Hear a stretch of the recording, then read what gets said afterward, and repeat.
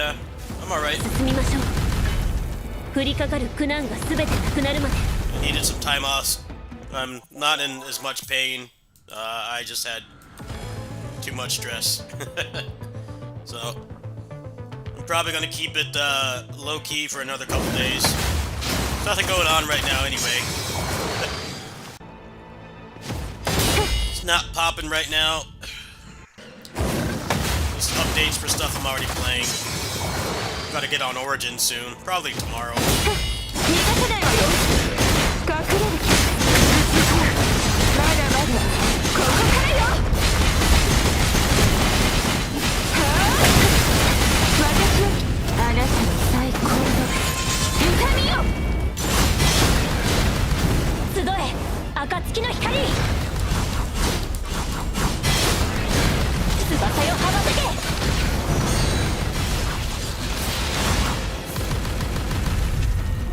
No, I haven't. I've been on my Switch 2 today.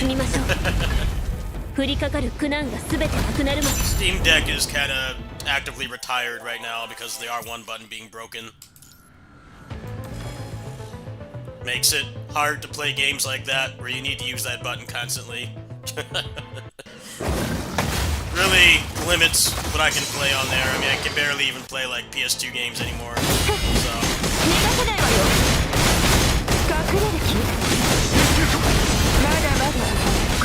try to get it fixed. Just don't want to pay the fee that they want to charge me for it because they don't even sell the model of Steam Deck that I have anymore. They discontinued it last week.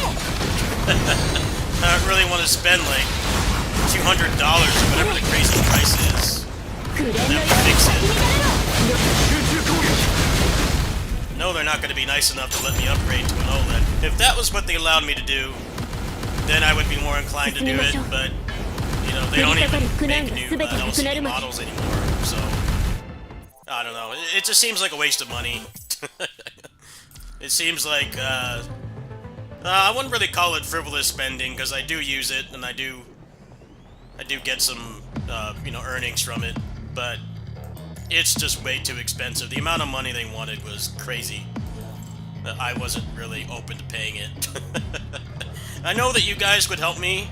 I know that that's not an issue. It's just I don't feel it's worth it. The OLED has much better battery life. I don't really care about the screen. Unlike frame rate, I don't really notice the difference between OLED and LCD. It really doesn't make a difference to me, but, well, let me turn this down, it's a little bit loud. I don't know why it's so loud, it seems louder than usual. Yeah, I don't really care about the OLED, but the extra battery life is nice. Yeah, I'm not on the deck as much as I used to be. I used to be on that thing like hours every day, especially if I was working. I don't know, it's just a weird situation to be in.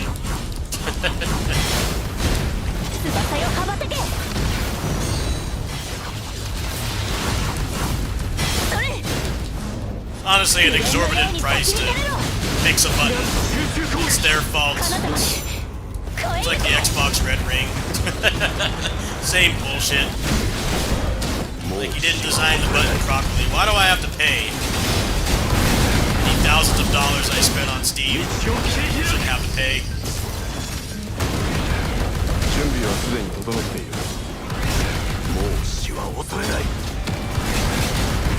You know they're not gonna, like, replace the battery either. The battery life is... battery health is starting to go down a little bit.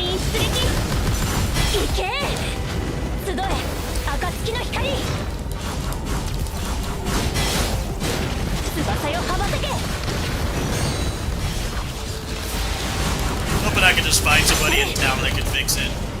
That's probably a better thing to do.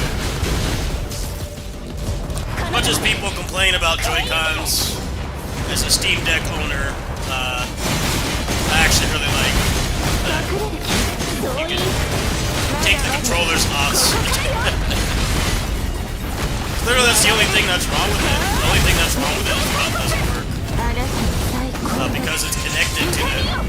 machine, you know, they have to bring the whole thing in. I don't want to do that. I would be more inclined to do it is,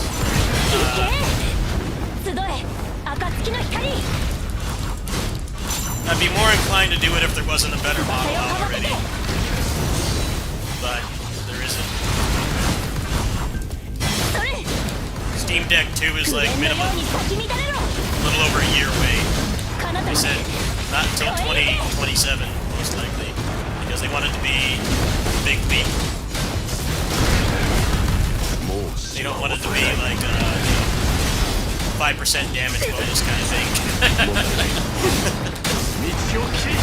Yeah, Astralus N is really underrated. It's a solid game. I agree.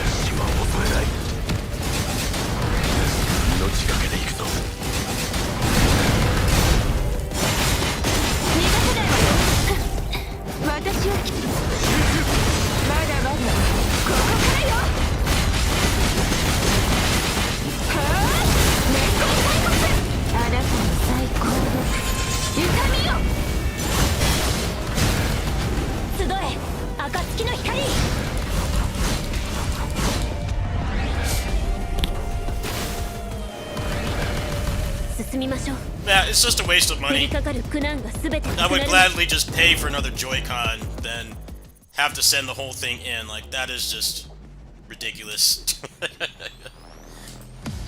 I don't feel like it's my responsibility. It's not like I throw my devices or anything. You know, I do get easily frustrated, but I don't throw my stuff. That button should be broken. They don't make buttons like they used to. They got so much worse at making like buttons and controllers and stuff. When I was using PS4 controllers, those things would die in like a year. Like, what the hell, man?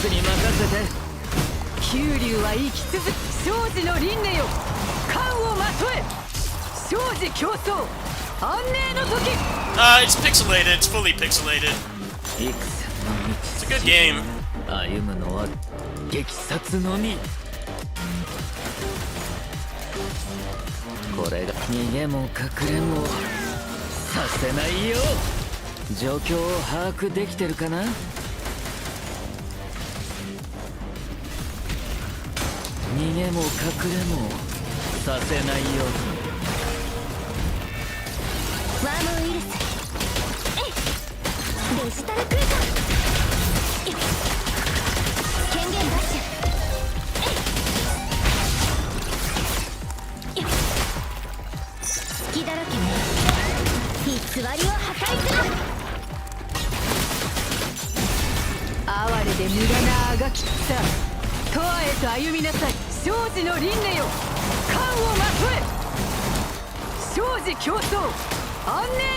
Well, the thing about Astralus N is that the hyper armor is not a problem. It's not a combo game, and that's fine. Kind of like what I'm playing. The bosses are designed in a way that you can still burst them down. The way it works is basically when you hit something in that game, the dash cooldown resets, so it encourages you to be aggressive. You know, if you try to just spam dashes, you'll hit a long cooldown, and you know, you get punished. But if you're able to hit them while they're attacking you, you can stay aggressive. It's a really good system. But yeah, a lot of games where you can't combo are not like that. That's the problem. Tales of Arise is not like that, right? You can't cancel into anything, and you're fighting big balls. Astralus N boss fights are a lot better than that. You know, you're not comboing them to death, but they are still, you know, challenging and interactive. That's pretty hard to find. Too many developers think that it allows to do hit stun, that the game is too easy because they don't play action games. Hyper Light Breaker, yeah, I bought that game when it was like $5. and they wage quit. I really don't know who that game was for. It just felt like just taking a Genshin Impact map and then like making the combat worse. It's not even like Genshin has good combat, but it is a lot better than what that game had. I really don't understand who it was for. You know, I didn't really even like Hyper Light Drifter. I gave it a shot and I didn't really enjoy it. But at least, you know, it was a solid game. It was very immersive. It didn't have endless amounts of unskippable dialogue and stuff.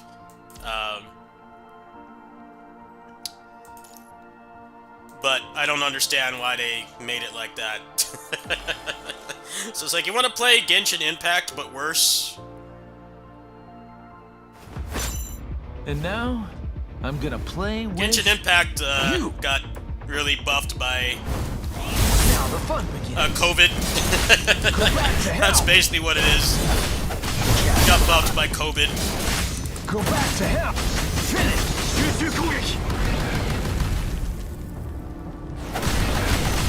It's really hard for people to quit gachas. They get too attached. And now, I'm gonna play People are with very aware it's not you. top of the line anymore, but, you know, they're invested in it. That's what happens. Go back to hell. Finish.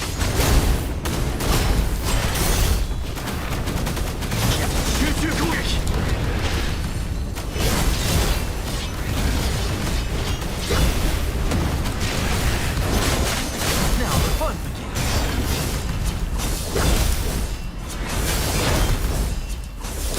Too slow.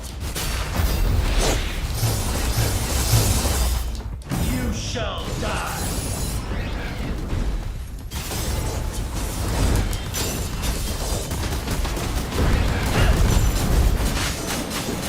Go back to hell. Finish.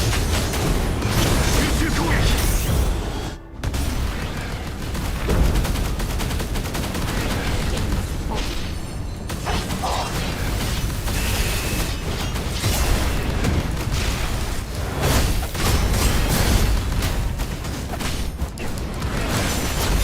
Have you decided which one of you will die? Yeah, Hyper Light Breaker was basically just worse Genshin. Like, a fraction of the combat depth, which is crazy because Genshin is already not, like, super deep as it is. Basically, it was that but worse. And it just seemed like it was made for nobody. People already didn't really want a roguelike Hyper Light Drifter in the first place. But then to make it like open world friend slop just makes it that, you know, no one wanted to play it. I really don't get what it was they were trying to accomplish. And now, I'm gonna play with you. It's a classic problem of not having the money to finish a game. Saying that early access is to gather feedback when it really is. They don't have the money to finish it, and they're relying on people to buy it to be able to finish it, and then that doesn't happen. And it creates this vicious cycle where basically you won't ever buy anything from that company again, and if you do, it won't be until the game is fully released. There's been so many games that have repeated that mistake. It's like, we're gonna lie to people and say that we have enough money to finish this game. No.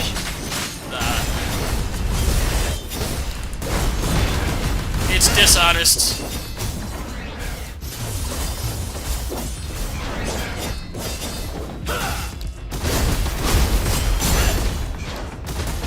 You shall die. It's definitely caused a lot of people to not like early access games. There are plenty of them that don't screw people over, but that Starlight Revolver game is another one. They basically did the same thing. It's like, we want to gain feedback. I'm like, no, you don't. You don't have enough money to finish the game. That's exactly what it is. You don't have enough money to finish it.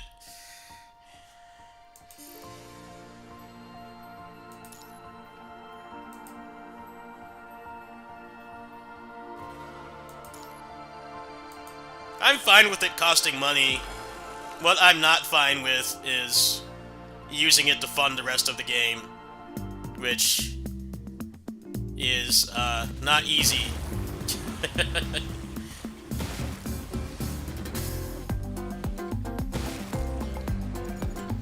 Steam even tells you to not do that. They tell you, early access should be used to gain feedback so that, when the game fully releases, it's better and it has less jank in it and everything. Not to use it to fund the rest. But, the developers and the publishers don't listen. That's why early access is such a crapshoot.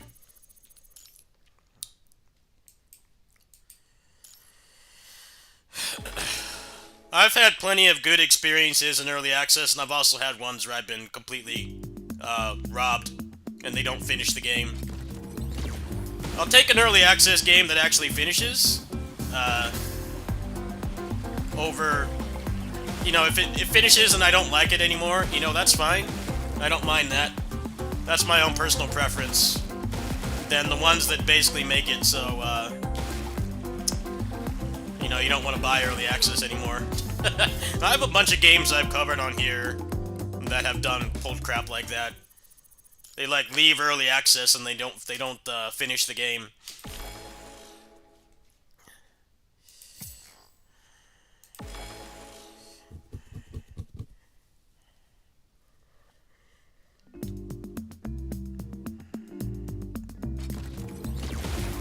Kickstarter is kind of the same thing. They do the same thing with Kickstarter. They try to undercut how much they need, and then they run out of that money really quick. And then what often happens is the game doesn't ever come out,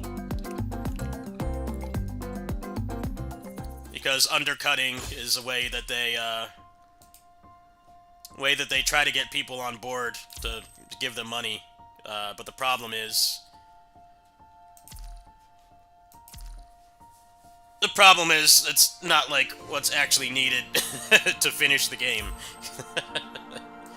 There was a game that came out on Steam, I think last month, and they only raised 42K, and the game took like 12 years to come out. I mean, obviously, 42K, I mean, for somebody like me, who lives on a mostly fixed income, that's still only 4 years of living, right? For one person. 42K is nothing. To work on something for 12 years? I mean, that's below the poverty line, basically. But I don't know what happened with that game, but they did release it, but it's just one of those things. It just took too long, and the damage is done. You don't really kickstart things, expecting it to take 12 years to come out. I mean, that's just kind of ridiculous. Should not take that long. Kickstarter is a whole other thing of just scamming people.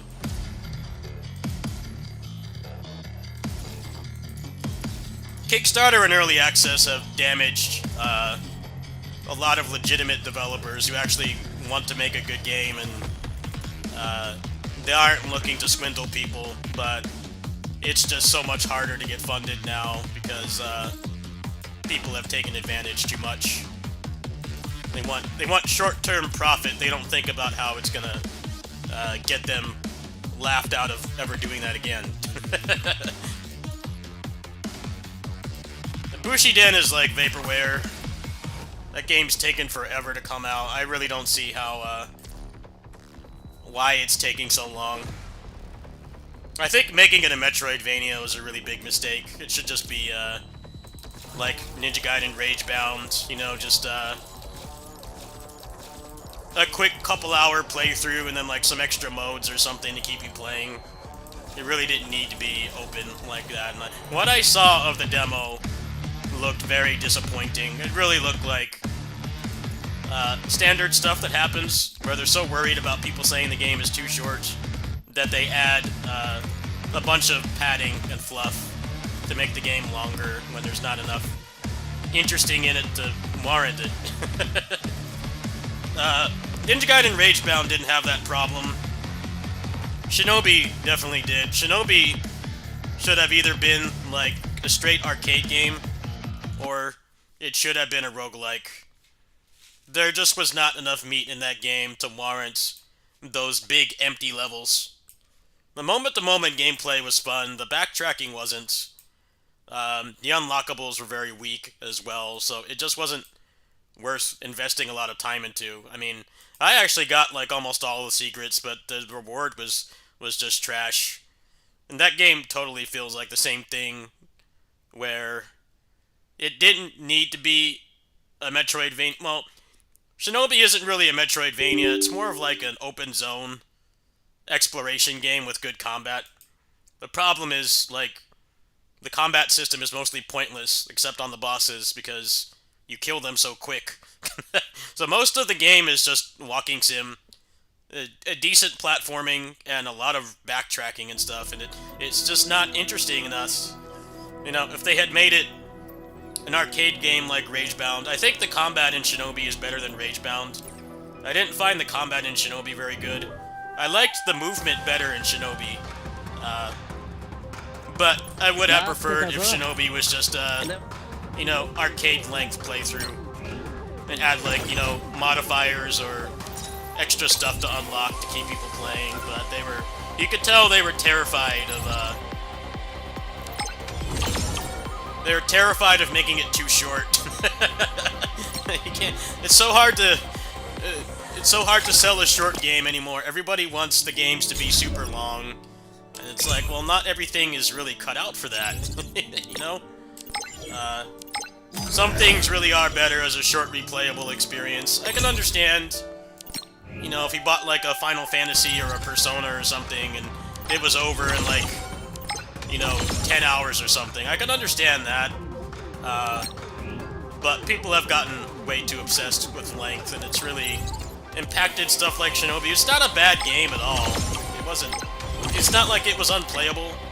It's just, there was nothing about it that needed to be that drawn out, and the unlockables and stuff that they had just weren't interesting. You know, it wasn't, it didn't need to be that long. It felt like it got old after like a couple hours in. Like halfway through, I was kind of already over it, which is not a good thing. The game's gonna be like long. It should end when, you know, it's running out of steam, but it didn't. It kept going.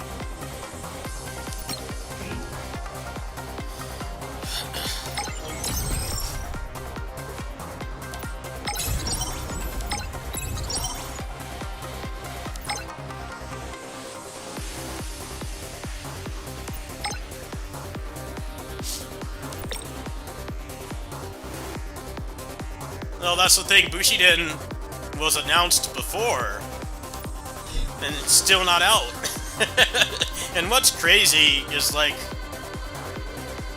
the teams for Shinobi and Ragebound are, like, about the same size. That's what's nuts. Now, granted, they have the support of a publisher, so it's not like you can immediately compare it, but it is definitely an issue. Like, what is taking so long? I really don't know why they needed to have it be a Metroidvania. I feel like if you can barely get the game out of the door, you should not make a Metroidvania. That was the problem with the Messenger. Messenger is not a bad game at all, but the best part of it is totally the part where you're not exploring. Now, I'm not saying that because I hate exploration. I'm saying that because the second half of that game had, like, no upgrades. There was no reason for it to be a Metroidvania. You want me to walk around and explore for multiple hours. There needs to be, like, things for me to actually collect that change the gameplay, but that game does not have that. It doesn't. It's like you literally get all the mechanics, like, an hour in, and then the rest is kind of just running around. Still a good game, but that's another game, like Shinobi, that I felt that they were too scared to just make it something that you could finish in, like, you know, 2 sittings or something. They needed to make it longer to appease modern gamers, but the game suffered because of it. Really says a lot that the speedrun community for that game was almost entirely people just doing the 8-bit part. It says it all right there, really. The 8-bit part was really good, like short, condensed, the movement was good, the boss fights were good, the music was great, and then it turns into a Metroidvania, but it's a Metroidvania with no upgrades. It's like beating Kraid in Super Metroid, which doesn't take that long, and then the rest of the game is no upgrades at all. This doesn't make any sense. What the heck, man? Did they actually play any Metroidvanias before? It's not normal to, like, have no upgrades for over half the game. Metroidvanias from, like, over 30 years ago understood that. Yeah, these ninja games, despite being about ninjas, they want to make things as slow and drawn out as possible. It's kind of ironic. Ragebound understood the assignment. I didn't like the combat in that game that much. I didn't like the movement as much as Shinobi. I thought Shinobi had better movement, but Ragebound knew when to end.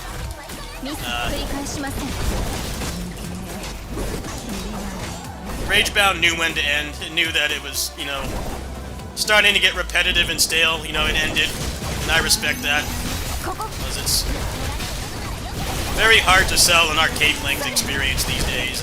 And I'm glad they stuck to their guns. They wanted to make something that, you know, only takes a couple hours to finish. There's a lot of depth to the movement and everything if you want to take it that far. But just seeing the credits doesn't take long. It didn't feel drawn out at all. That's pretty good, actually. I didn't like the game that much, but I'm glad they didn't try to make it into a, you know, 15-hour slog. Combat in Ragebound definitely does not have enough depth to carry a 15-hour campaign. I was already kind of getting tired of it by the end, but to be fair, you know, it only took like 6 hours to finish. That's not a big deal. I don't mind that at all. Yeah, it's just a hard sell to make something where, you know, you finish it in like 2 sittings. People complain that it's too short, and then they'll go play, you know, some grindy MMO or gacha or something. Or they need like a big dead open world to enjoy video games anymore, and it's unfortunately impacted what can be made and what is successful. It really sucks. I think what's interesting is it's not any easier to make an engaging open world either. Making something like Ragebound is easier, you know, you go through it relatively quickly. It's designed for replayability, but, you know, they're not trying to make you take like 30 hours to get to the credits, because it just doesn't have that much meat on it. You know? Problem with Ragebound I had was that I didn't think the movement was very interesting. It had depth, but it wasn't really what I was looking for. And then the combat was a bit too mashy. It felt a little bit too much like the old games where mashing was, you know, the main thing that you did. There definitely was some depth to it. It wasn't devoid of depth, but it just felt too mashy. Shinobi combat was a lot better, but Shinobi is also a much worse put-together game, where they tried to make it long at the expense of everything else about it. Shinobi just struggled from... They wanted to make a long game, but the unlockables and stuff just weren't there. There wasn't anything interesting to really make you want to explore. That was the problem. They were like partially there with like the moves and stuff. Some of the moveset when you got it fully unlocked was pretty fun actually, but other stuff in that game just made no sense. It's like, why do you want me to do all these Kaizo platforming challenges and you're just gonna give me a katana that's palette swapped that does like 2% more damage, you know? That's like basic stuff. If you want people to maul over challenging platforming or like bosses or something, then there needs to be an equivalent board. But there's not. It really is just...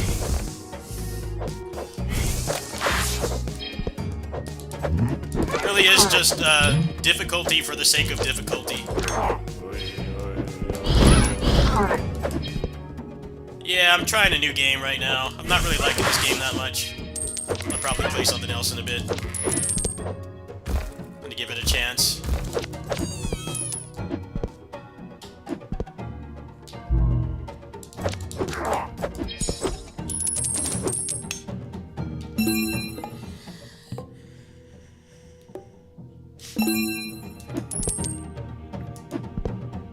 Bushiden seems like it's just gonna be another Shinobi. Decent enough, but too obsessed with, you know, being, scared of being too short.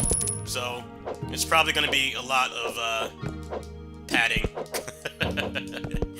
I mean, I've seen the Kickstarter demo that was released.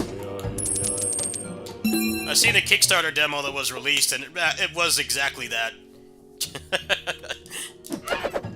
It was exactly that. It was, you know, moment-to-moment gameplay was alright, but it was just a big, empty map of nothing to, you know, appease people who can't play arcade-length game anymore. They need everything to be 80 hours long with fully voice-acted cutscenes and an open world. But arcade-style gameplay doesn't really lend itself well to being that overlong.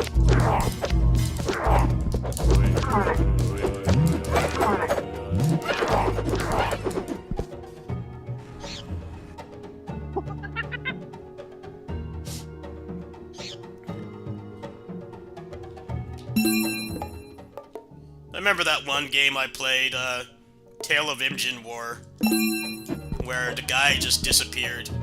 He did like 2 updates and then he just disappeared. And no activity in his Discord, not even a reason why it was cancelled. Early access, wage quit, and wasn't making any money, so I guess the guy just gave up on it. And I can understand that, but at least be transparent with the people who gave you their hard-earned money, expecting a finished game. I think you owe it to people to do that, but you often don't even get that. That really is just like... Last time I looked at that page, that game got an update like 2.5 years ago. That's why Steam had to add a disclaimer basically telling you, like, don't buy an early access game expecting it to be finished. They can't be liable for it, but they have to cover their asses by saying stuff like that, because it's happened way too often.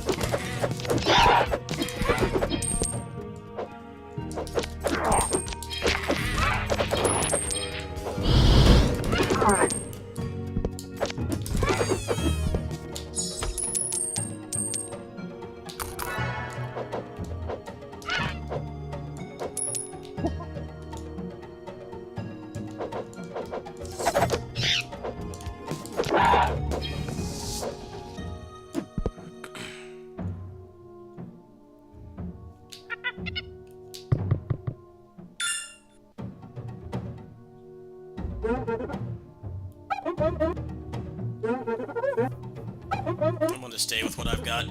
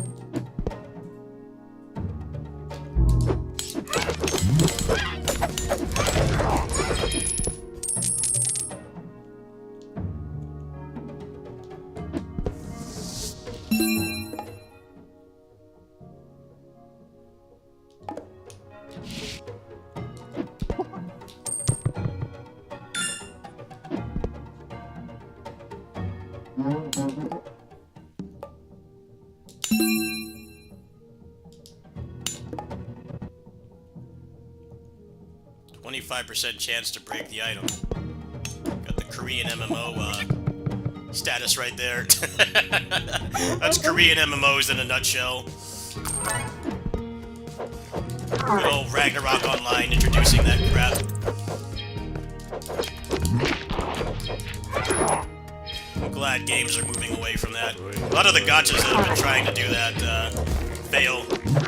Again, it was a bad mechanic like 20 years ago. Why do it now?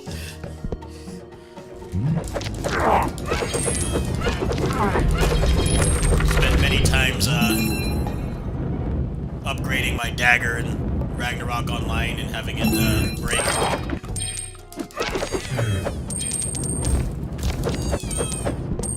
What do you mean, like rumbling and stuff?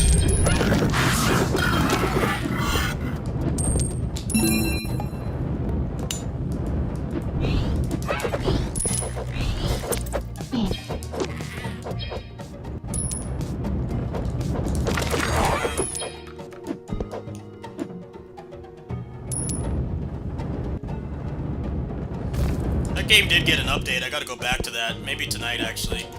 See how I feel.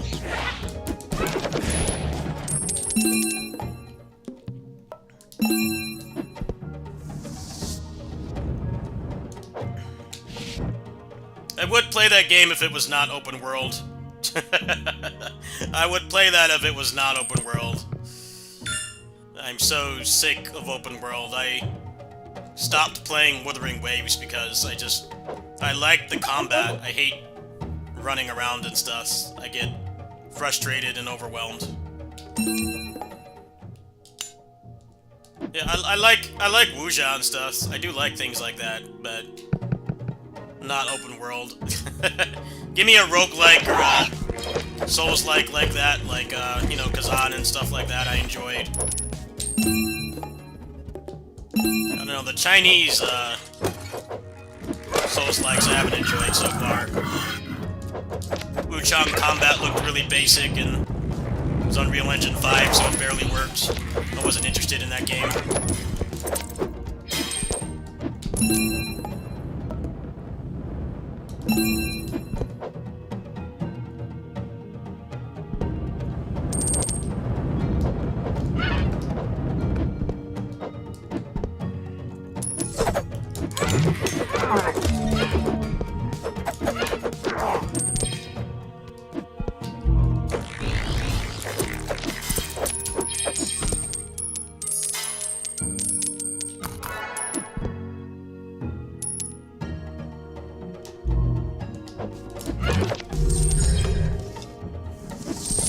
Big way to get me to not play a game is make it roll slop combat or open world. And if you make it both, I definitely will not play it. No roll slop.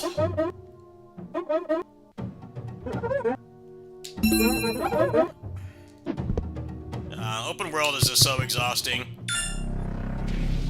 Legit makes me exhausted. Really don't care for it. I get why people like it, but I feel like even that is starting to die out a little bit.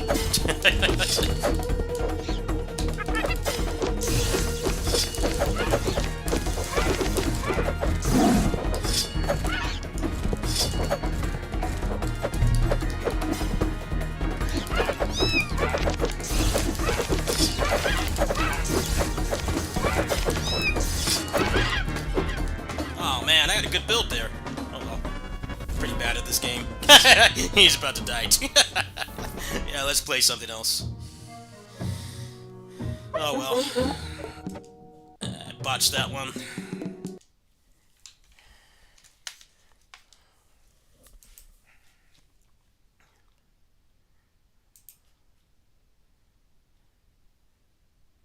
Yeah, they've announced like 5 more open world Chinese gachas, and people are just like, who has time to play all these? They just they follow trends with the gachas, and then like they don't understand why people aren't playing them. I'm like, well, people are already playing like 3 of those games. There's just not enough time in the day, man. Playing like 3 open world games simultaneously is nuts. Like, that's just too much, man.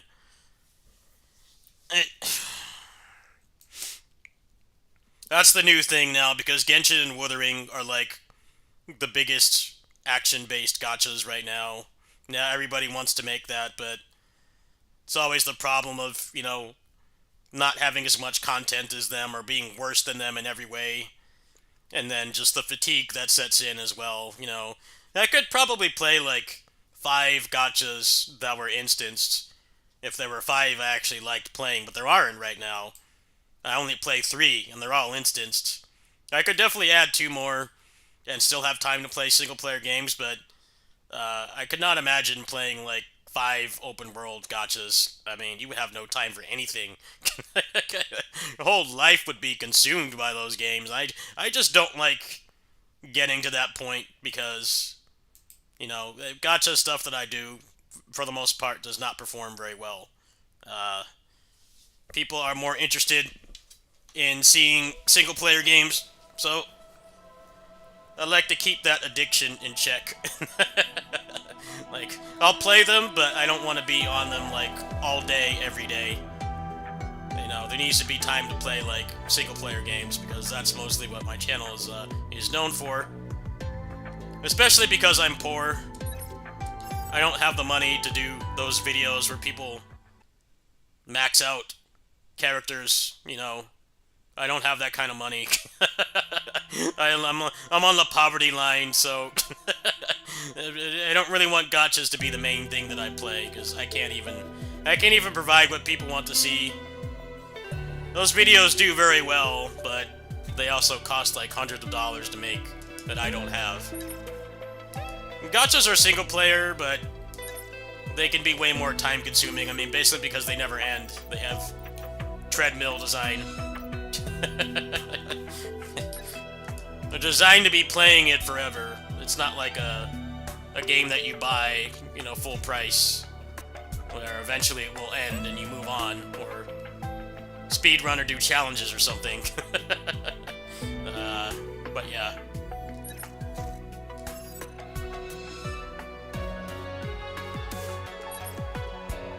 Well, maintaining a gacha account is still expensive, even if you're making videos for poor people. You know, people that are like dolphins like me. I mean, I'm not free to play on any gacha that I play, but I definitely don't have a lot of money. You know, that DMC video I made where I pulled for Dante and Virgil at Triple S, like, I could barely afford that. I could barely afford that. I'm glad that it did well, but that's obviously not something that I can do all the time.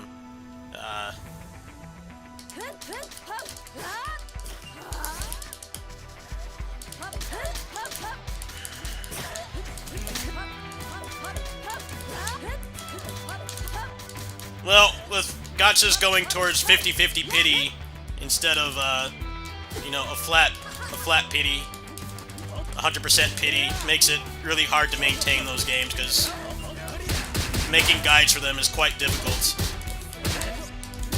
What little content I've made for PGR, I've spent comparatively way less on that game than the average gacha content creator. The amount that I've spent on PGR in years of playing it is equivalent to, like, probably 5 or 6 patches on the average 50-50 pity game. Like, those people that are maxing them out and stuff, like, I have, like, a really good account on PGR, but not to that level, because I just don't have that money. Gacha games are pretty hard to break into. Most people are here for stuff like this instead. They want to see cool, smaller games. They're not really interested in watching me play gachas, and hey, I don't take any offense to that.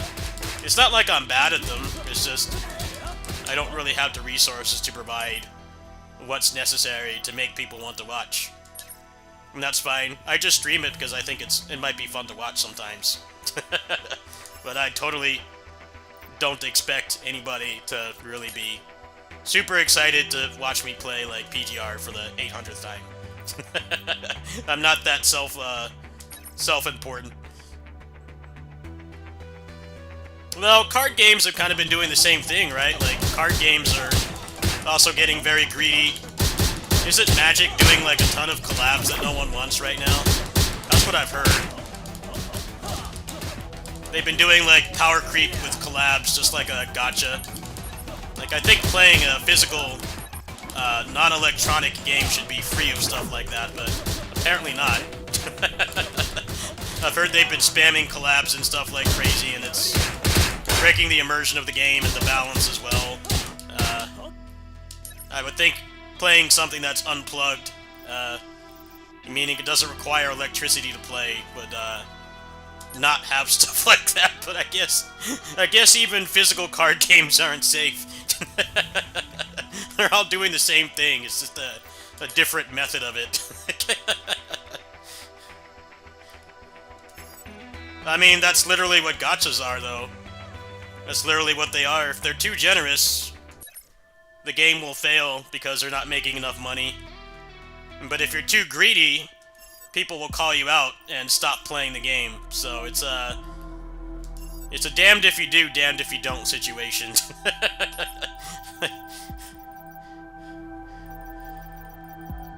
Yeah, like, PGR is very generous, but you do have to, like, actually still play the game to get stuff. And maxing out a character is definitely not something that you can do unless you spend money. PGR is a good middle ground. But then the ones that are like mega predatory usually don't make it that long. But yeah, it's crazy that card games are doing that. Just like movies and shit as well. Like, watching movies and stuff on streaming is more expensive than video games. Video games used to be like the most expensive hobby, but now card games and streaming are they're catching up, basically. They're doing the exact same thing. It's really predatory stuff and trying to milk people for every cent that they have. There was that period of time where Netflix had, like, everything. And, like, watching movies was cheaper than playing video games, but those days are long gone. It hasn't been a thing for a while. Now pretty much every streaming service has something that most people want to watch.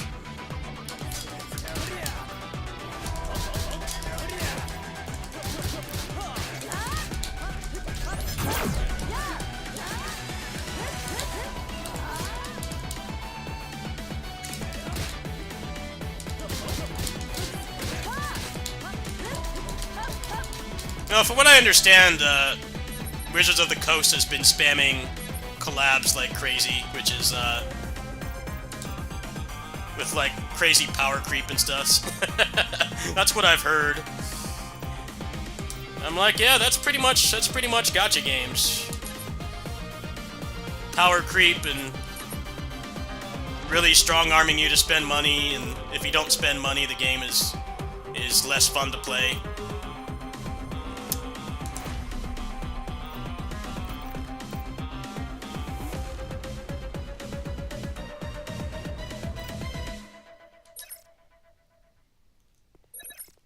Yeah, I can see people liking the Magic universe and being put off by excessive amounts of collabs that, you know, you basically have to run if you want to be competitive, which is pretty much what gachas are. A lot of collab characters in gachas are really OP. KOF All-Star was like that. The first collab, well, the second collab was a gacha game that literally nobody outside of Korea plays, and they were better than all the KOF characters combined. You know, if you wanted to keep playing, you had to buy them. It's really nuts that non-electronic games are just doing the same thing. There's no escape from that stuff anymore. It's just... doesn't matter what kind of entertainment you like, you're getting screwed over. It used to be, like, when video games started getting predatory with, like, on-disc DLC and season passes and online passes and microtransactions and stuff, like, movies were cheaper, but then they started, you know, making like 15 streaming services, and they all want more and more money to not have annoying ads. So then video games became cheaper again.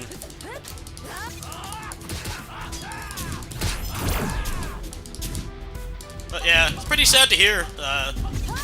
Non-electronic games are just the same thing now. Used to be like, people would say, you know, it's for like higher intelligence people to play, you know, non-electronic games. It's like, now it's really just the same thing in a different flavor. They're still susceptible to the power creep and strong-arming you to spend money and stuff. Literally nothing has changed. The only benefit, of course, is that playing card games is social, so it is better than sitting in your room and playing games all day, unless you have something online to play. But, you know, getting out in person and playing with like-minded people is something that online can't replace. But it seems like it's still going down that same path of predatory monetization and power creep. Really sucks. There's just no escape from that now.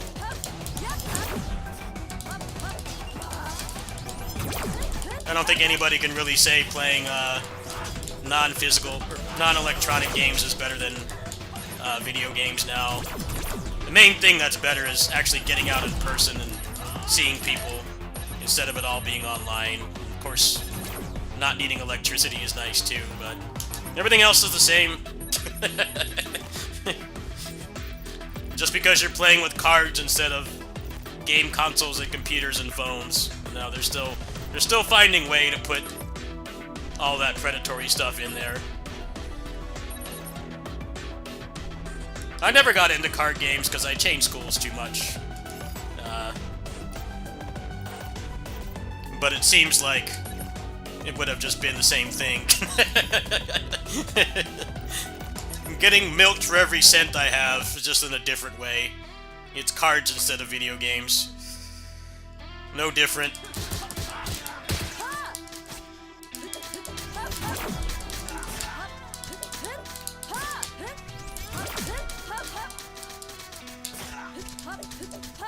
Like, card games have always had power creep, though. I mean, that's why they would always ban cards and stuff. I think it's just gotten worse with the collabs and everything, and collabs being, like, the main thing that, controls the meta really sucks. I think people are more okay with meta-defining stuff if it's, like, actually in-universe, and not, you know, some random collab being the thing that you have to run to play the game. PGR made that mistake with their Nier collab. It's not like Nier's random, it's very popular IP. The problem was making it meta. PGR characters were worthless, or partially worthless for like a year, because those characters were better in every way.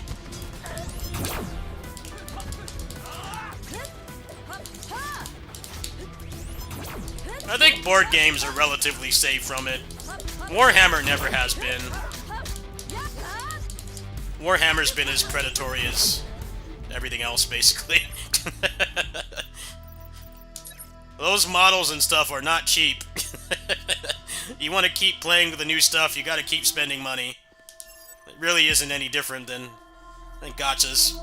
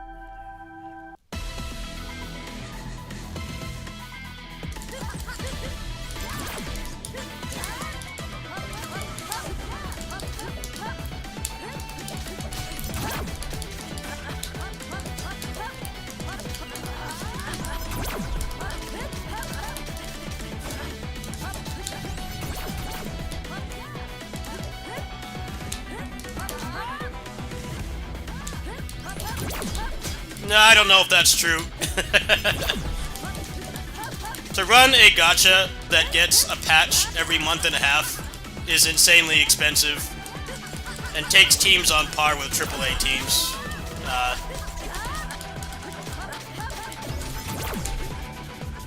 A lot of the gachas that die are the ones that don't have the resources to do that. They don't have the manpower to put out an update all the time. Like, Peak of Combat's a good example.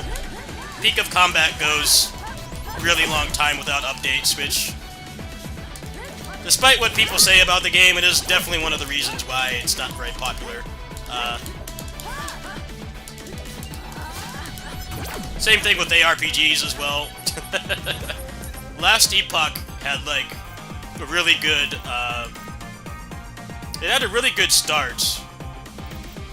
But what ended up happening is that they don't have the funding to put out a new season, like, every month and a half, or 2 months or whatever, like, Path of Exile and Diablo. So, people end up not playing it.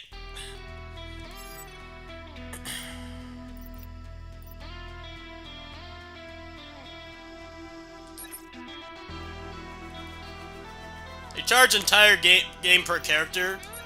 Yes, that is true, and I'm not defending that. I hate that. But technically, you don't have to spend that. You can save. If you're trying to be competitive, then yes. You know, there's not enough free resources in any popular gacha to get everybody. The amount of people that actually do that is very small. It's mostly people that have a lot of disposable income, or they're a very rich content creator, and they have people literally donating for them to make those videos. The average person on a gacha doesn't spend that much. I think people really overestimate how many people are doing that. Definitely not the average person. The average person is like me on PGR, you know, though they might wail for a favorite character every now and then, but, like, for the most part, they're doing, like, the minimum purchases, you know, monthly card and battle pass if they play it every day, which is like $15. It's definitely not the price that you said. It's not like you're not telling the truth. It's just that gachas basically depend on whales. They depend on whales. Whales are the ones that fund everything. People like me do not keep the game running. They definitely don't. People like me help, but we're not the ones keeping the lights on. Me spending like $100+ on Dante and Virgil was because I like male characters, and obviously, being an action game channel, I like DMC. I do not do that every time. That would be thousands of dollars. The ones that basically design their gachas around only those kind of people that have a lot of money, more than the average person, are the ones that fail. Those are the ones that don't make it very, very long. Because the amount of people that can pay that is very small. But those are the people that generally will spend more money on the game than anybody else.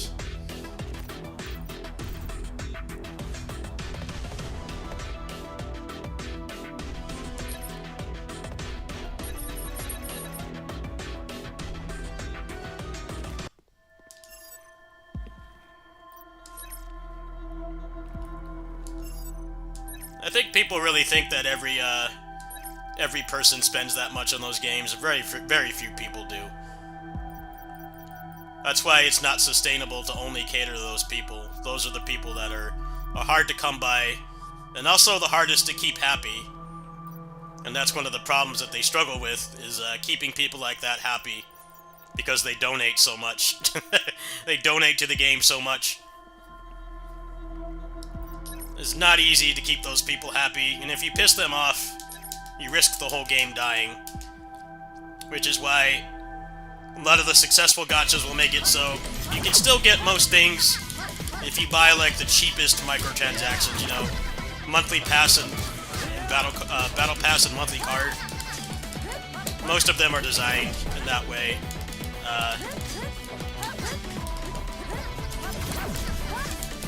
Well, yeah, that's true.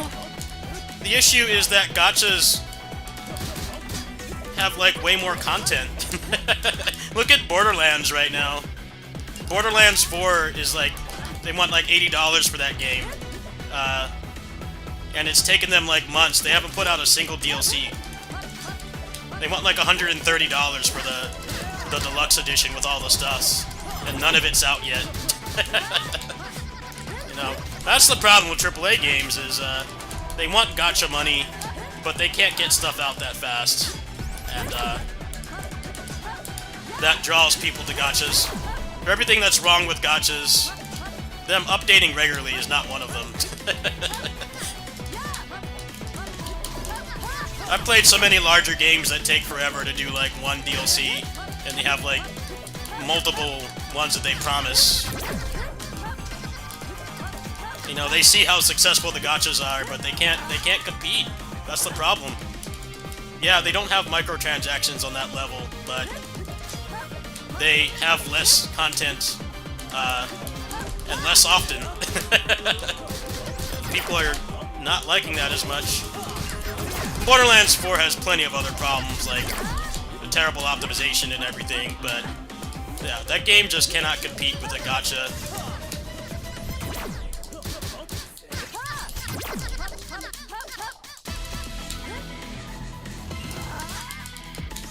AAA games also, at least these past few years, have been way less functional than most gachas. Gacha developers are also really on fixing that stuff quick. It took Borderlands 4 like how many months to get like one patch to fix the performance? It took them forever. I'm not defending gachas. I really don't even play any of the big ones right now, except for Zenless, but I think people don't understand why they're successful. It's not just the gooner stuff. They know how to keep people engaged, for better or for worse. AAA games have gotten a lot worse at that lately. I don't think they understand.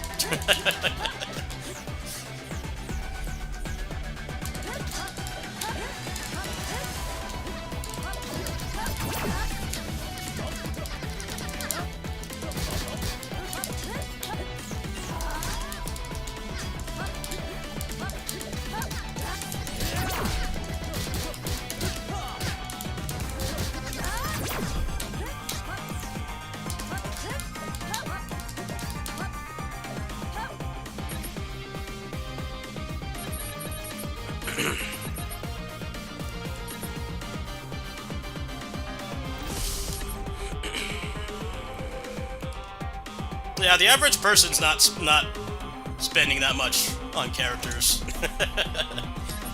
Yes, that's how much it costs, but the amount of people who do that is very small. There's been plenty of gachas that have failed for trying to only cater to those people and not realizing that most people can't or don't want to spend that much money on, like, one character. I think those content creator videos have really warped people's perception of, like, how many people actually do that stuff. I'm not one of them. People really like a character design, or they're in it for meta, you know, they'll do it, but they won't do it for everybody. A good example is, you know, me with PGR.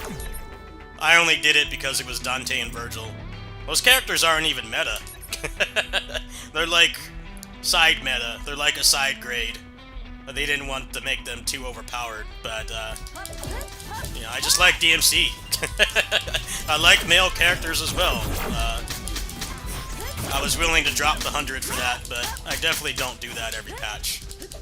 Most of the time I'm spending like maybe 20 or 30 bucks a patch, if even that. This patch I've spent like $6. It's not an unhealthy amount of money.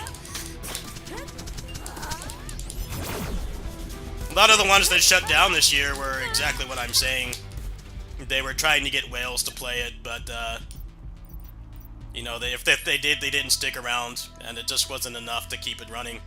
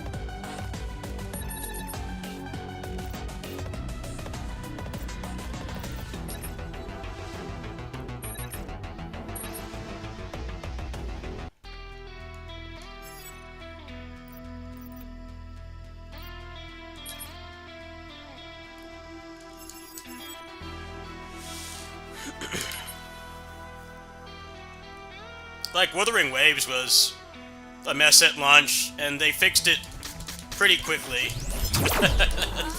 Until AAA developers can do that, they will continue to lose to gachas. They take the feedback way more seriously. You know, Borderlands 4, yes, it doesn't have loot boxes and stuff, but, you know, it barely works.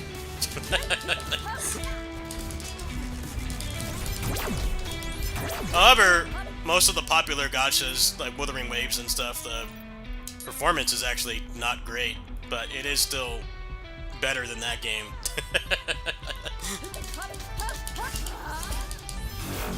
It's just hard for them to compete with gacha patch cycles.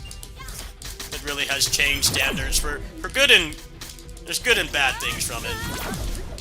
And now everybody expects, you know, every indie game to update that quickly, and obviously indie games like what I'm playing don't have like 500-man teams that could churn that stuff out that quick. But gamers can have very unrealistic expectations.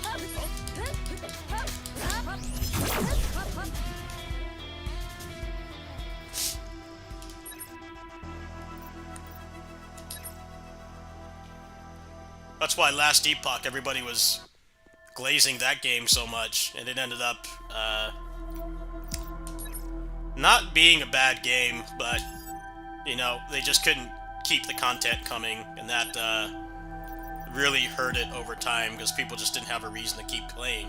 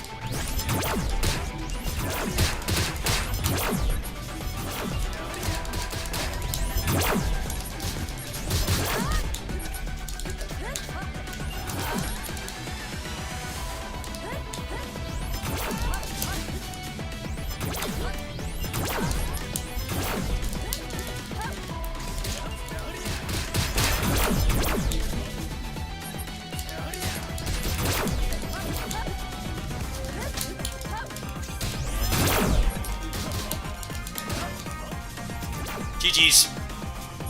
GG's.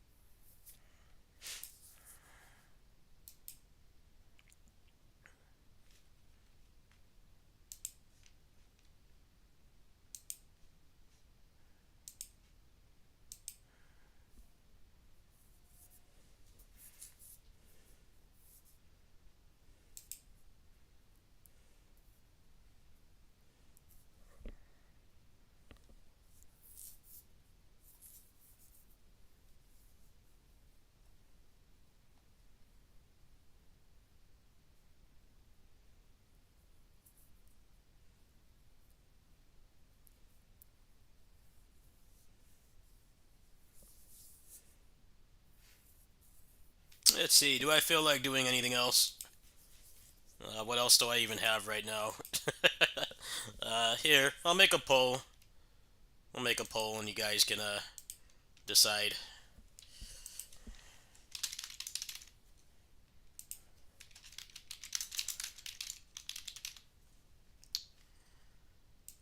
I definitely am still a little bit reduced activity for a while because I had that really bad relapse in my anxiety symptoms, so I gotta take it easy. I'm willing to do one more game, but other than that, I'm definitely gonna have to take it easy a bit longer because it's really bad when I get in that state.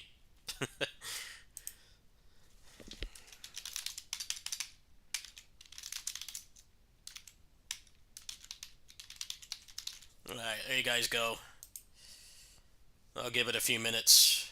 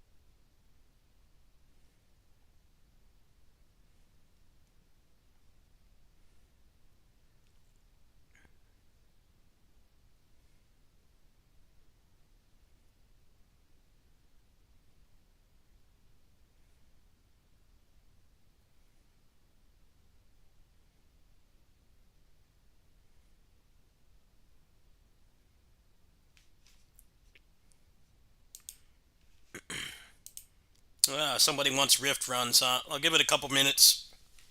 Sorry for the reduced activity and energy. I was in debilitating pain from my anxiety, and I kind of have to watch it. Definitely not going to be playing anything that stresses me out for a while.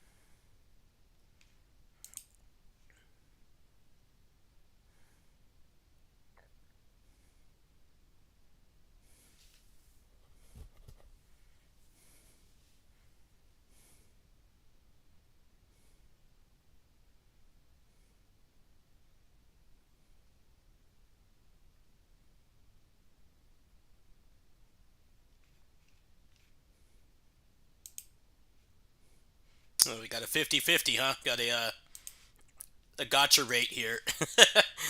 Maybe I'll just do both because I might not be on Rifts for very long. Yeah, we'll do both. I'm gonna go ahead and end the poll there. Apparently nobody wants to see Tails. I'll do both. Give me a sec.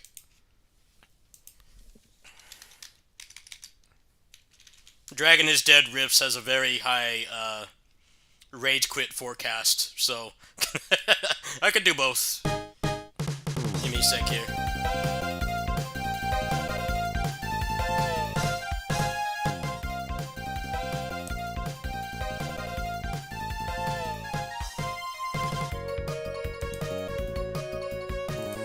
Oops.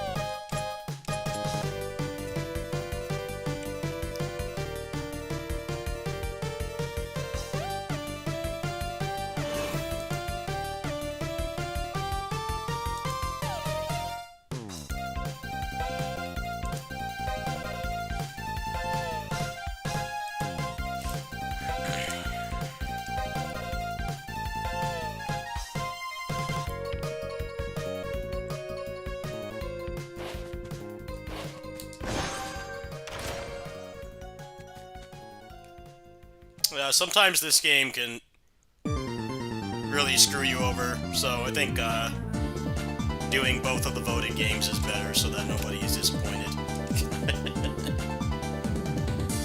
I'm kind of running a glass cannon build right now, so chance of getting one shot and being chrono triggered is very high. So I'll do this for a little bit, and if I feel like I'm starting to get frustrated, I'm going to go ahead and hop on Starfire, because that's a much less frustrating game, and I need to keep my stress levels low. This mode is fun, but flawed. It's mostly just the amount of currency it takes, and all the RNG is very frustrating. So there'll be times when it's nice to you, and I'll play this for hours, and there's other times where it gives me complete junk constantly, and I just want to hop off. We'll see which one it is today. That's actually a pretty good start. Maybe this one has promise.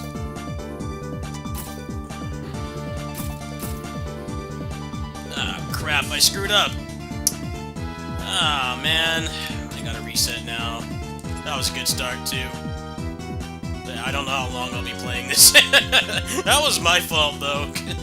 That's not the game's fault. I can't blame it for that. That is my mistake, but it can be really hard to get a start on that par again. I don't know how long it's gonna take.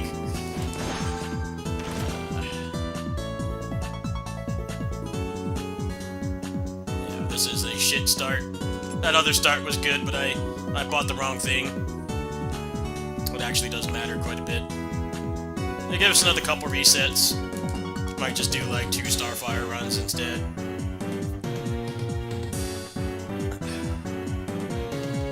Let's see here. Give me something good, please. Make up for my mistake. I botched that one myself, man. That is 100% not the game's fault. I wasn't paying attention. It's probably going to take another couple resets to get a start on that par.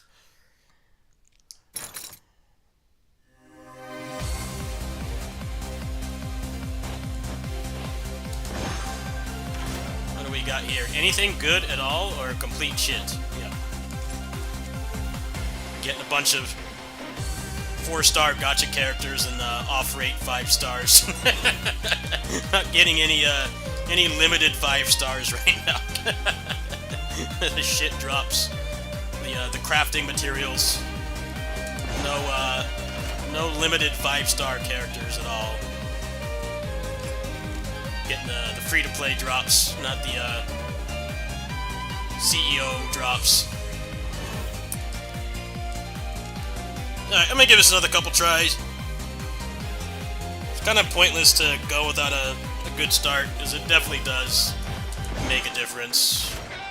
Especially at my current power level. Let's see, is this playable? This is just barely playable. I'm gonna go for something better. It's like on the cusp of being playable.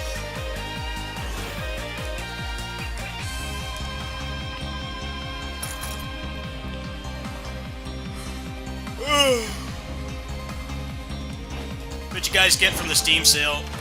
I haven't bought anything yet. When my disability comes in, I got a couple things in my cart, but I'm looking like I'm going to be spending under like $60 on the sale. Really isn't anything I super wanted. I guess when you have an account for like almost 20 years, and then you're a content creator, and you get like most of a decent chunk of the big stuff as a review key, you don't really spend a lot on Steam sales anymore. It's pretty much consistently been like under $60 for a couple years now. I really don't spend much. Get like a bunch of smaller games, maybe like one medium-sized budget game, and then that's it. You know, I don't do those crazy $300 purchases. Never really did, but I definitely don't now. There's not enough left on Steam that's steeply discounted that I actually don't already have. Alright, I'm gonna give this 5 more resets, and I'm just gonna play Starfire instead. I'm kind of getting already... I'm already starting to get chrono-triggered. I had that good run, and I botched it, and it's completely my fault. Now the game doesn't wanna... It doesn't want to give me anything good. If you can get a good build at the start, it improves your chances of success because you have to spend less money on artifacts. If you can get like 2, 3-level synergies, it's pretty good. Punishment is not very good with this build I'm using. Well, maybe this is playable? Nah, it's not playable. I should have added a disclaimer that this is what this game can become. Because it's so backloaded with actually being able to get to the boss. And if you start with bad stuff, the chances of getting there are so low. And that's the main thing that drops stuff. Alright. I give it like 3 more resets. I'll just do like 2 Starfire runs instead.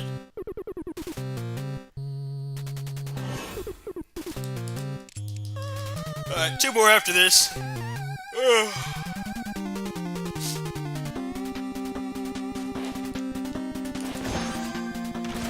Please give me something playable. It is not playable.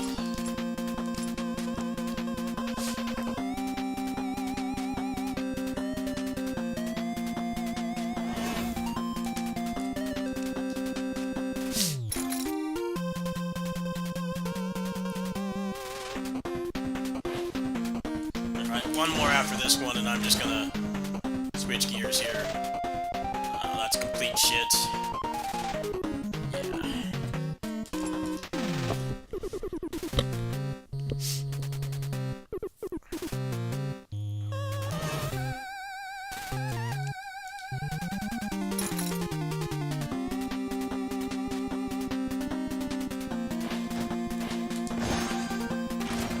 Alright, last one. Is this playable? Not really. I think I'm gonna do it anyway. Wait, there's 2 talents, isn't there?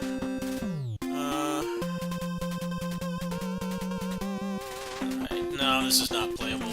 I'll do one more. This is gacha pulls, but it takes more effort. And there's no pity system.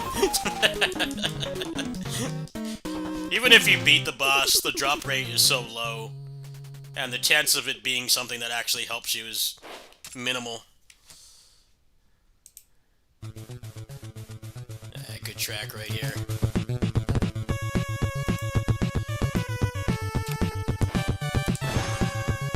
What do we got here? Anything playable?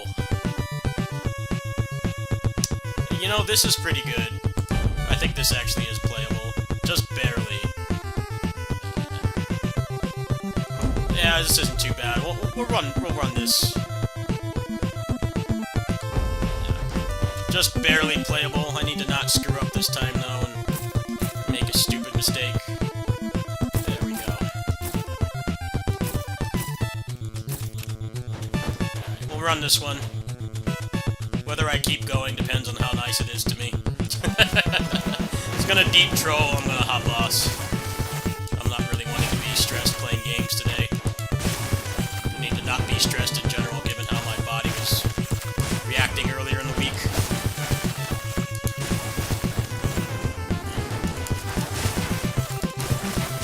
I want to make a Starfire video for the Nunchaku anyway, so it's a good alternative to this, if this goes south.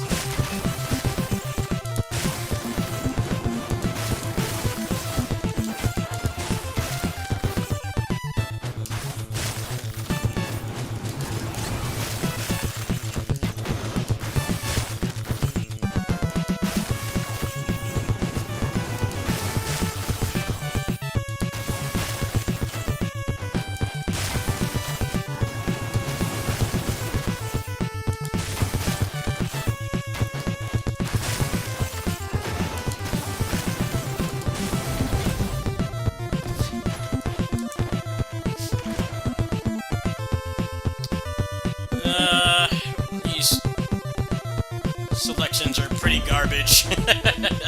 I don't know how far this is gonna get. So it's like a barely playable starting artifacts, and then like first wave gave me basically nothing of value. It's also going to depend on what boss I get at the end, whether the burst damage is going to matter, but it definitely makes a huge difference. That's why sometimes this game can be very addicting, and then other times it can be something that really pisses you off. This mode needs a lot of work. It's fun for what it is, but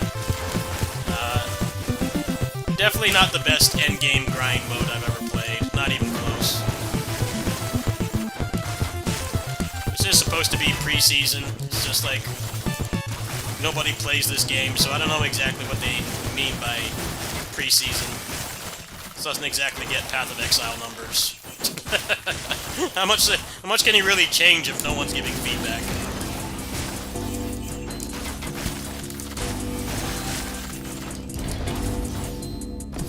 Give me something good, please. Something playable. Shit, this complete buns. Alright, I guess I'm going elements. It's the only worthwhile thing in there at all. This is garbage, too. This game really wants me to, not play it today.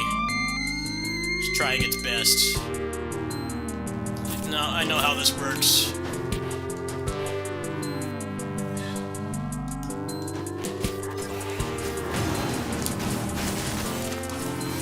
Well, the damage is ramping up quite a bit. A little bit better.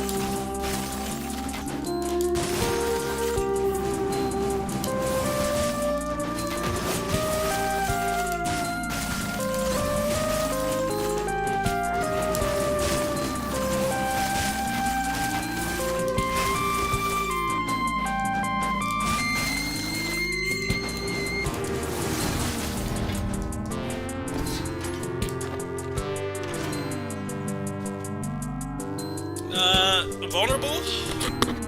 Could go for vulnerable, because I only need three vulnerable. This is kind of garbage, actually. I think I'm just gonna go for vulnerable. This run doesn't have a lot of promise, though. I think it's already cooked. I don't expect this to get far.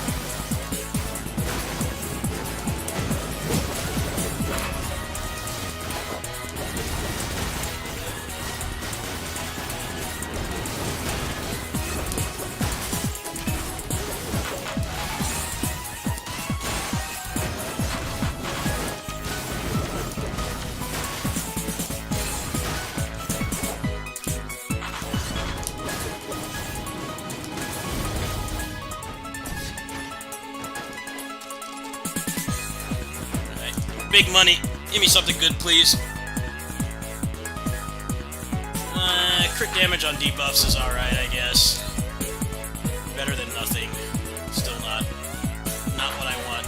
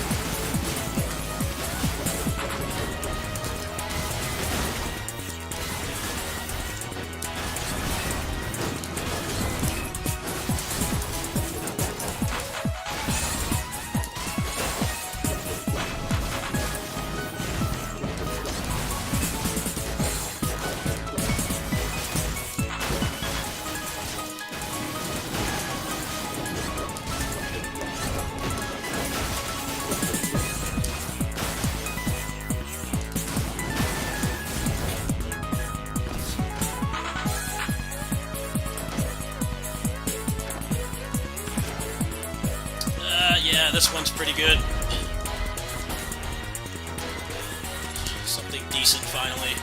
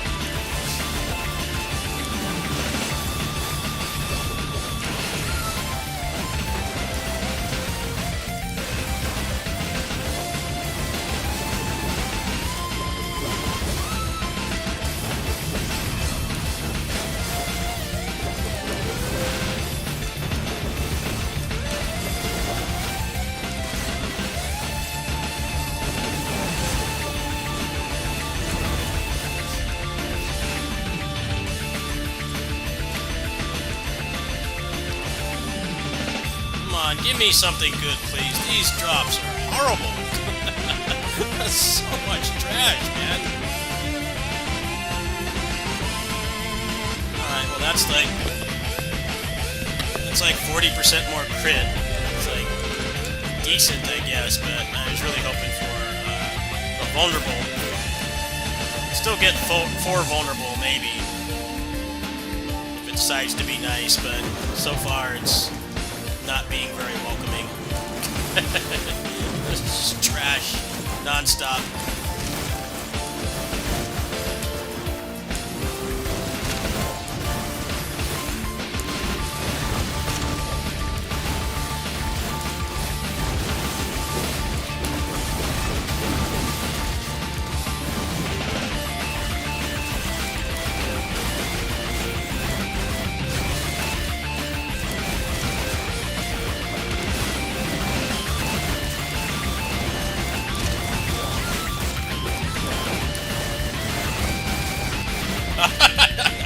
Yeah, that was doomed on arrival.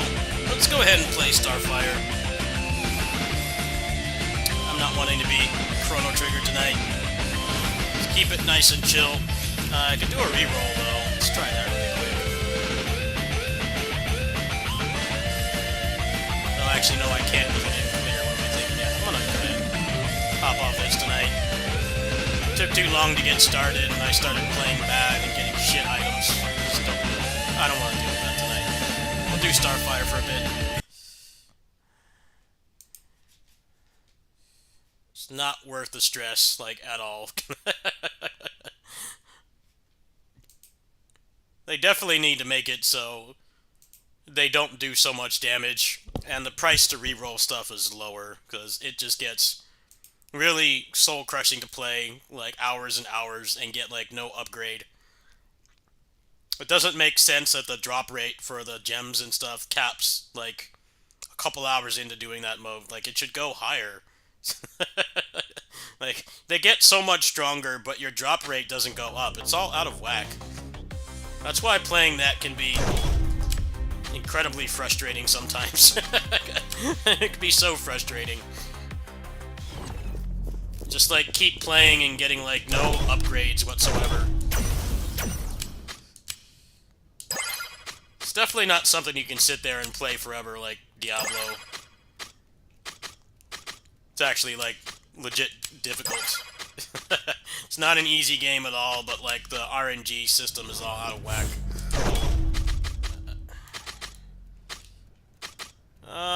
Go ahead and change this.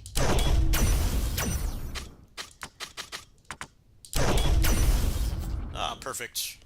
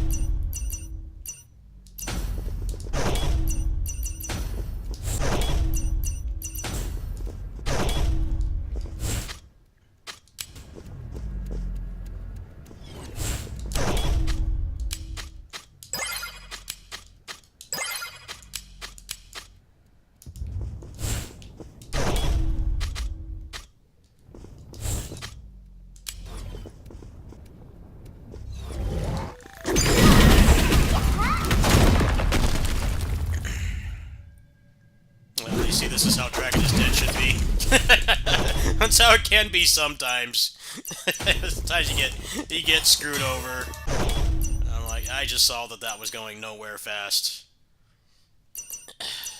Let's see here. I already got a fire, so I think I'll just go with this.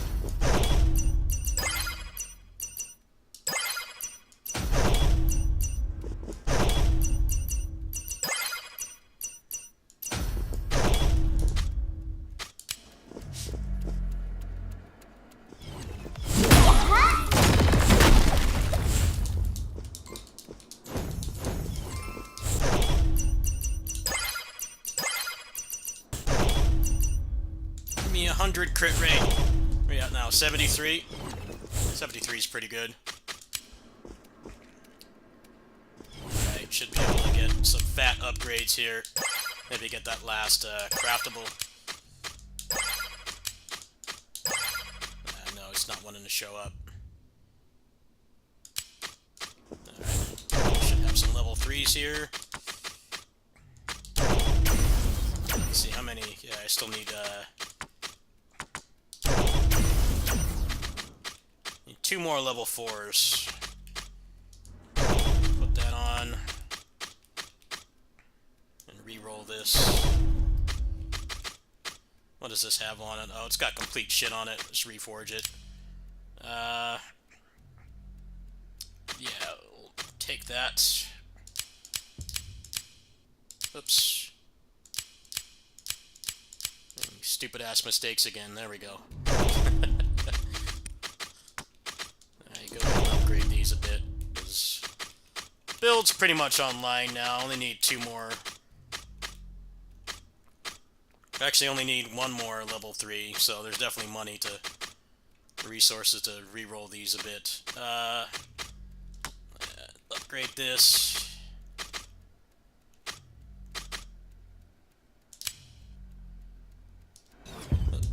That system, you gotta go in there twice. There's a crit rate.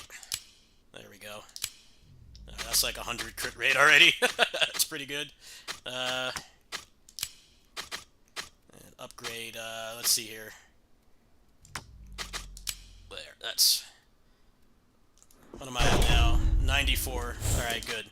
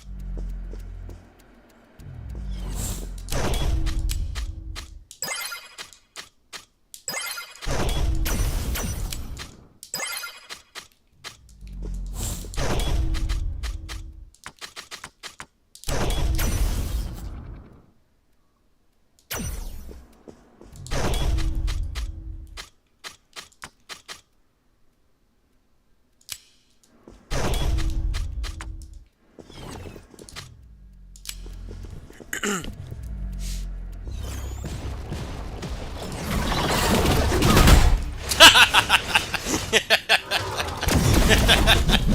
love this game so much. In an era where everything is so aggressively balanced, this game is just like, nah, if you play right, you just kill everything before it moves. They understood the assignment. They're not fucking around. None of this, we don't want you to get too powerful. No, it really is just, if you play this right, you just destroy everything. It's nice to see in roguelikes and fighting games that are not letting you do stuff like that anymore. Tear shit apart. Insta-gib.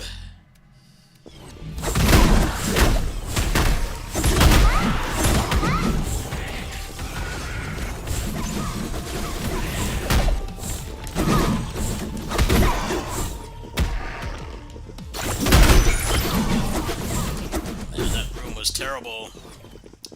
Took too long for them to spawn.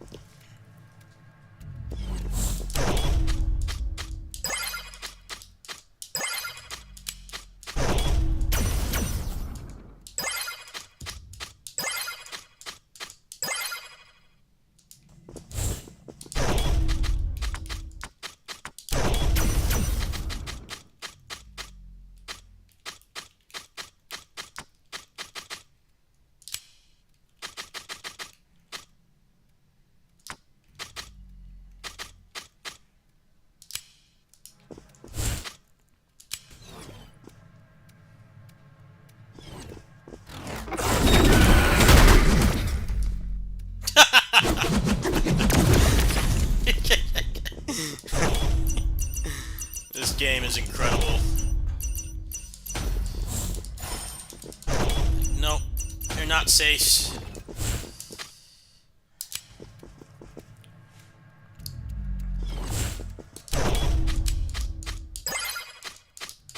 That should be the final crafted item. This run might go pretty far. I'm definitely gonna do Endless after this. I think this has potential to go pretty far in Endless. Well, this is already like mega OP. Case in point.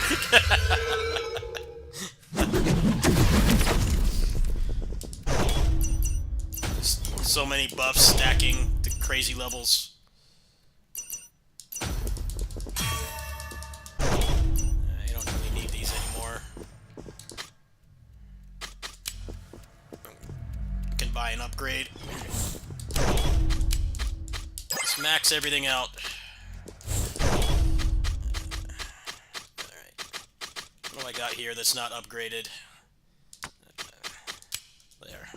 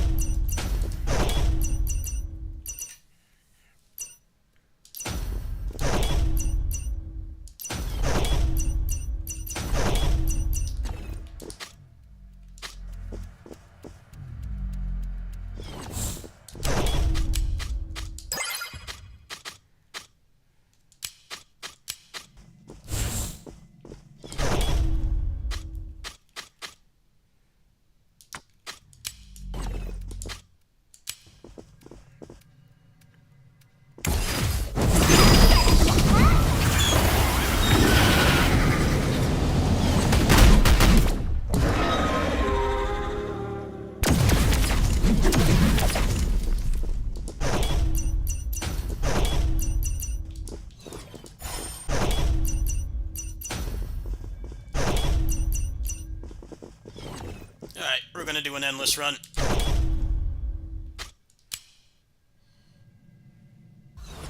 A little too excited there, huh?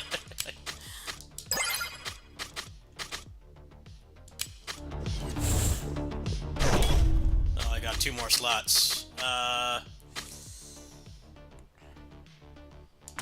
4 time.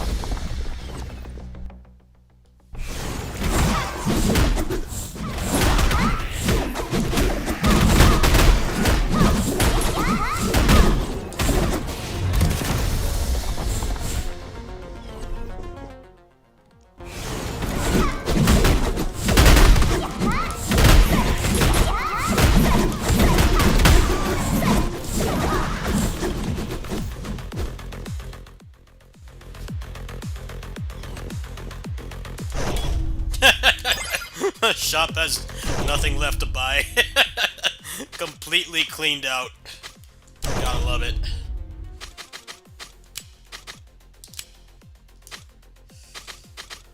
He's out of goods to sell. He's run completely out. Now it's just basically just upgrading that is the only thing that's left. It's maxed out at this point. Rage recovery and heavy attack cooldown is good right now. There's nothing else to spend money on at this point. But every single item in the game maxed out.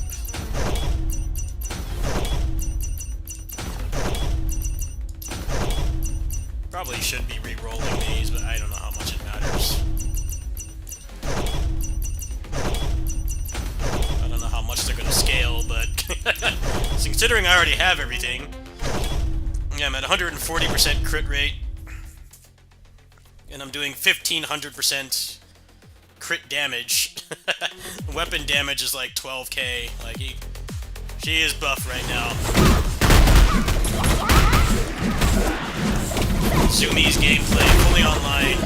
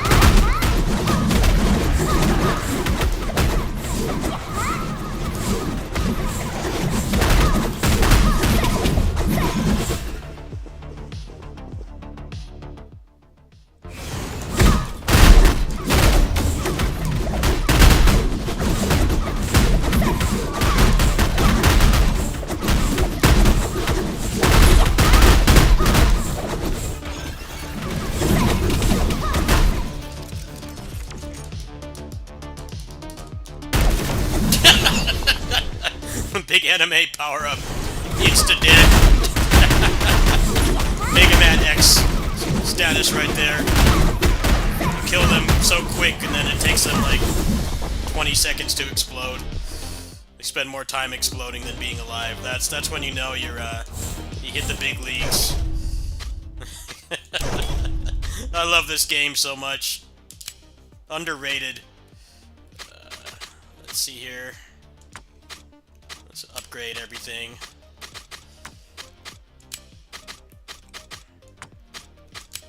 There we go.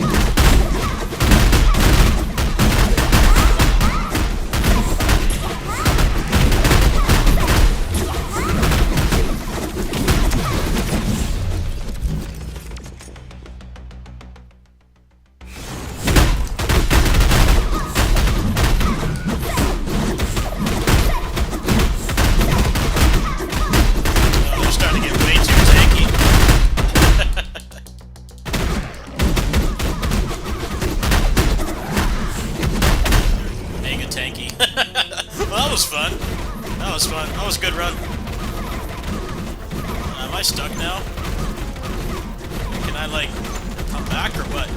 What happened? Oh, there we go. Had to wait for the Bunshins to die. Yeah, that was pretty good. GG's. Look at that damage. 121 quintillion. Maximum damage 2 billion. GG's.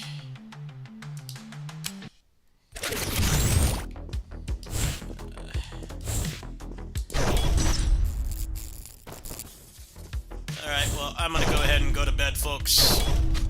Hope you enjoyed. If I get to bed early enough, I'll be back in the morning. See you later, everybody. Good night.